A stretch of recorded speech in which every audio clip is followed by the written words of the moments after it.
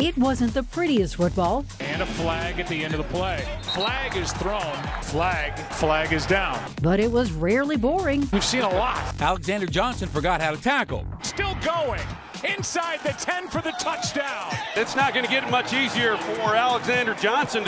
Then remembered. Well protected, trying to spin out and cannot. We saw old friends. Joe Flacco takes over. Brett Rippon threw a touchdown pass to Jerry Jeudy. This one is caught, and backing into the end zone is Jerry Jeudy. As well as to a Jets defender. He throws and picked. Rippon throws and he's picked again. And the Broncos avoided another 0-4 start.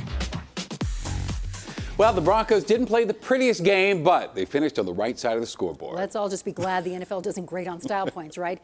Denver briefly let Sam Darnold run like Lamar Jackson. Frank Gore looked 15 years younger, and then there were more flags on the field than at Epcot. Now, none of that matters because for the first time this season, we get to talk about a Broncos win. Denver7's Lionel Bienvenu kicks off our coverage. Lionel? Yes, Broncos country, we can breathe a sigh of relief. There's a heartbeat. It's very faint and weak, but it's there. The Broncos are still alive after a 30-28 win over the Jets. With me is Broncos insider Troy Rank here. We just watched the Broncos win, Troy, right here on Denver7.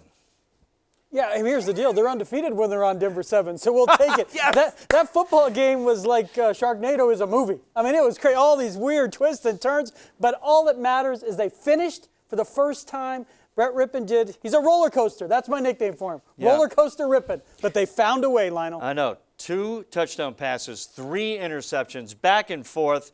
But, yeah, they got the win. So let's show you how it all happened. Things certainly didn't start out well. As you've seen, Alexander Johnson missed a wide-open sack. Justin Simmons missed a tackle. Kareem Jackson didn't even try. What? Darnold with a 46-yard touchdown. 7-0. Later, A.J. did get his sack. Darnold would not escape this one. A.J. slammed him to the ground, and Sam hurt his shoulder. Had to leave the game, and guess who? Flacco who? Joe Flacco came in the game for a while, but Darnold came back later. In the second quarter, Brett Rippon let it fly. Should have been picked off, maybe, but Jerry Jeudy ripped it away. His first NFL touchdown, and that's deserving of a dance, right? Broncos up 10-7. Still in the second, Rippon, I tell you what, he ain't scared. Absolutely perfect 40-yard strike to Tim Patrick. Set up a Melvin Gordon touchdown. Broncos up 17-13. Rippon's passer rating, 111.2 at halftime. Now to the third quarter. Rip was still ripping. Another dime to Patrick. This one for a touchdown and a 24-16 lead. Meanwhile, another injury. Yeah, you got to be kidding me. Noah Fant carted off to the locker room. Ankle injury doesn't appear to be serious. Then in the pouring rain, the mistakes started happening. Receiver went deep. Rippon threw it right to Pierre Desir. Jets DB took it all the way back. Made it 27-25. The 2-point try was no good. Next series, Brett. Oh, no. The wheels are coming off. Rippon picked again by Brian Poole. Jets got a field goal to take the lead, 28-27. But the Broncos came back, got it close enough. Brandon McManus with a 53-yarder, 30-28 with 3:08 to go. And the clincher, Jets 4th and 3 around midfield. Bradley Chubb, 2.5 sacks. The Broncos had it, and Melvin Gordon iced it. Oh, great to see this. 43-yard touchdown run. Game winner. Broncos hold on. 30-7-28 for their first win of the season. Wow. I'm out of breath. But, yeah, we can take a breath now. And, Troy, I tell you what, they had an 11-point lead in the fourth quarter over the Jets, and they couldn't hold on to it. In the end, they got the win, but there are some things that are still very wrong with this team. Well, I mean, they're compromised by injury, and they find ways to make crucial mistakes. Rippon, as you mentioned, he had been playing perfectly through halftime, essentially, and then a pick six that brought the Jets back to life. Remember, Lionel, the Jets have only had 2 leads all season, both of them in this game. So you figure if there's one team you can put your foot on, it's the Jets. But the Broncos brought them back in. But I give Brett Rippon credit. Yeah. He went to Tim Patrick. That became his go-to guy. Patrick, more than 100 yards receiving. Gordon, over 100 yards rushing. That's why they won tonight. Yeah, you're right. So Rippon ended up with a 67.6 passer rating, the 3 interceptions. But looking ahead, is he the guy for next week if Drew's not ready? Oh, absolutely. He'll start. I mean, Blake Bortles could be in play as the backup. Maybe Driscoll's active to use him on third down for some runs. He got in there once for a run. But, no, Rippon will get another start, and the hope then would be Locke would be ready for the Dolphins game. All right. Vic Fangio, the head coach, is speaking live right now at MetLife Stadium. Let's listen in.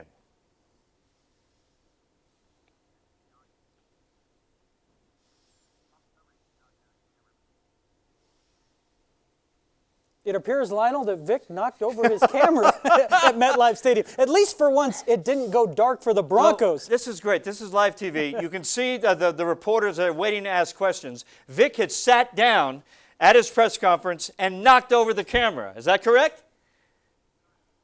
That's nuts. Yeah, again. All right, so we're going to... At least they did it in a win. This would not be funny had they just That's right. lost. Had they lost and they were 0-4, Troy, we would not be laughing. But to get your first win, knock over the camera at your postgame presser, that's the way it goes. We'll try to get Vic Fangio live a little bit later. But right now, that's it for us. Let's go back to you guys in the studio. They've used their platform to send a message, to protest racial injustice. Tonight was no different, and the Broncos players want these decals to serve as a reminder. Elijah McClain's name will never be forgotten. We should not be actually making ketamine the scapegoat. McClain's death and the use of ketamine now the focus of a state investigation. We need to do better. Questions about the use of a powerful sedative, ketamine. I've never given a dose like that. It's a problem, and we need to have experts. Tonight, Denver7 investigator Jennifer Kovaleski found Aurora paramedics are often giving the maximum dose without thinking twice about a patient's weight. They're not communicating. Tonight calls for changes. All right, go ahead and get yourself comfortable. Ketamine is a potent sedative and general anesthetic. You'll feel a little disconnected from reality. It works by releasing the glutamate neurotransmitter. You may even have some hallucinations. An injection of ketamine puts the patient in a trance-like state. You may even see shapes and colors. But how nurse anesthetist Steve Gettleman is giving the drug. All of your vital signs look great. At his Inglewood Infusion Clinic. We treat patients with depression, anxiety, PTSD, OCD, suicidal ideation. Stop. I have a right to stop you because you're being suspicious. Is very different than what happened to Elijah McClain. Stop. I have never given a dose of 500 milligrams in less than 2 or 3 hours. I'm shocked. So when the ambulance gets here, we're going to go ahead and give him some ketamine. Aurora paramedics injected McClain with 500 milligrams of ketamine, the entire vial. We'll give that a couple of minutes. We'll see if that works. A dose meant for a 200-pound person.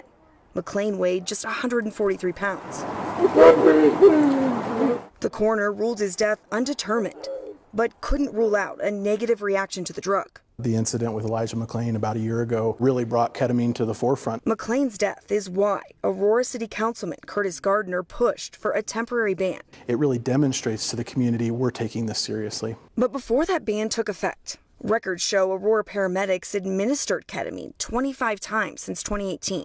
Denver7 investigates found in nearly half of those cases, medics failed to estimate the patient's weight at all, leaving that part of the report blank.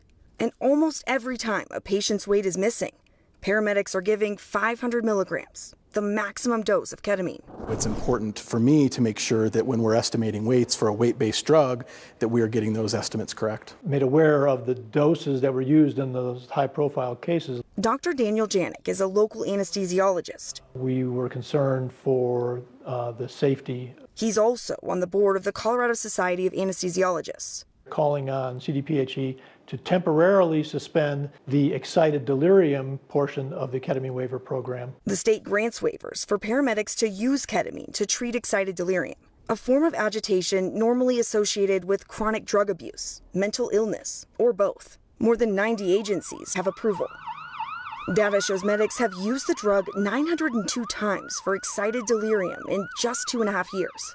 And more than 16% of those cases had complications. In 2019, that rate jumped to 24%. Very concerning. It looks like it's starting to kick in. Aurora paramedics said McClain was suffering from possible excited delirium. But, as Janik will tell you, excited delirium isn't universally accepted in the medical field. I don't know for sure if it exists. For those who say it doesn't exist, I would say that they have not lived in my world. It absolutely exists. And it is a medical emergency. Dr. Christopher Colwell says excited delirium is real. You see 8 or 10 people trying to to control somebody and they still can't do it. It's that type of agitation. Stop, relax. Stop. I'm going home. Relax or I'm going to have to change this situation. He says the more someone struggles with police, the more their health is at risk. Developing severe illness and even dying. Colwell was at Denver Health when Colorado started using ketamine for agitated patients. Black Mamba increase in the summer of 2013. Colwell says that and other drugs led to more extremely agitated patients in need of a higher level of sedation. And that's where ketamine came in. I don't believe there is a better drug than ketamine for most of those cases. Getting people sedated in order to actually assess them for medical reasons is the reason why we need to give this medication. Dr. Andrew Monti is an expert on ketamine. He says while there's no question the 500 milligrams injected into McLean was a large dose for anyone his size. I have a right to stop you because you're being suspicious. We should not be actually making ketamine the scapegoat for the underlying systemic racism and racial profiling that actually is what the issue is here.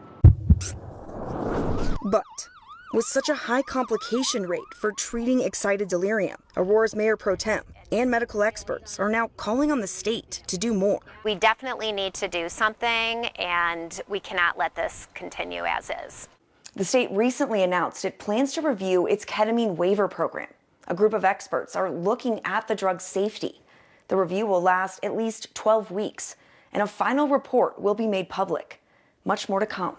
I'm Denver7 investigator Jennifer Kowaleski. 2 women of color are suing the Denver Fire Department, claiming they were discriminated against because of their gender and race. Delisha Allen and Charmaine Cassie say they were subject to tougher standards than their white male co-workers. According to the lawsuit, inappropriate comments were made about the women's race, hair, and bodies. The lawsuit even cites a time when a lieutenant told Cassie she had a big butt, and a high-ranking firefighter questioned whether Allen could wear a helmet because of her hair, saying, quote, "You people like to put all them things in your hair." Well, the city attorney's office says they have not been served the lawsuit, so it would be improper to comment. The former Aurora police officer who was fired for failing to respond to a detainee's cries for help apologized today, and Levi Huffine wants his job back. He had arrested a woman for fighting in the park outside the MLK Library on Colfax. Her ankles and wrists were tied together, and she slid off the seat head first, landed upside down in the patrol car, and she remained like that for 20 minutes while pleading for help. Chief Vanessa Wilson fired Huffine. Hey, my head is about to break, bro. Hey, my neck is about to break, bro. Hey, it's so bad, officer. Officer. Officer, please. I'm sorry. It was a mistake. But I had no clue she was in an inverted position in the backseat of my car. The Civil Service Commission will issue a written decision on whether Huffine gets his job back. That should take 2 weeks.